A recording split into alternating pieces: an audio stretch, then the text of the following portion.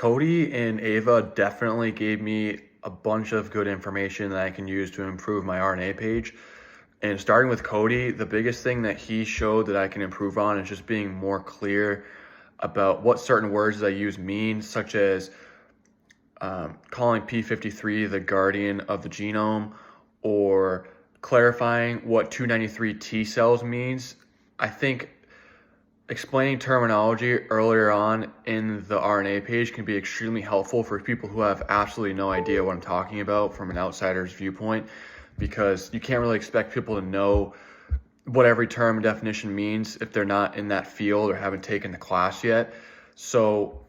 knowing that, I'm going to go back and make sure there's even any other words that I don't know and just putting them earlier on in the RNA page with a definition so that people who read it can actually make sense of what I'm saying and follow along and sort of speak the language that I'm talking about in this context. And then for Ava, I think the biggest thing that she taught me, looking at my notes as well here, is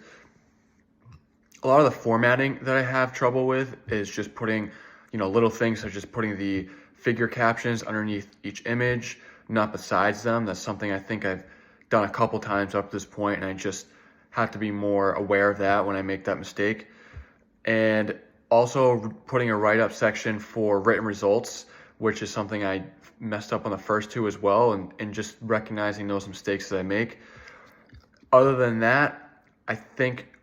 what I could also do is just reread the RNA page like Ava's saying and move some of the paragraphs around that I've already made and put them into different sections, such as moving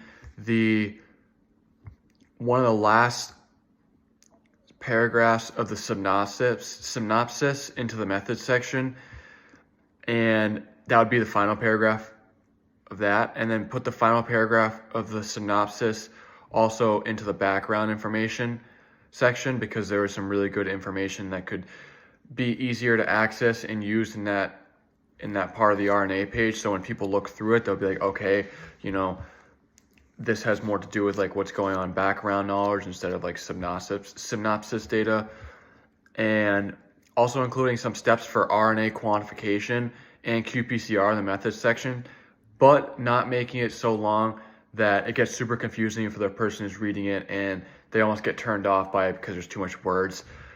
Just trying to be concise with that is something I can add in. So there's a fine line, when you add in something like that, it's just don't make it too long.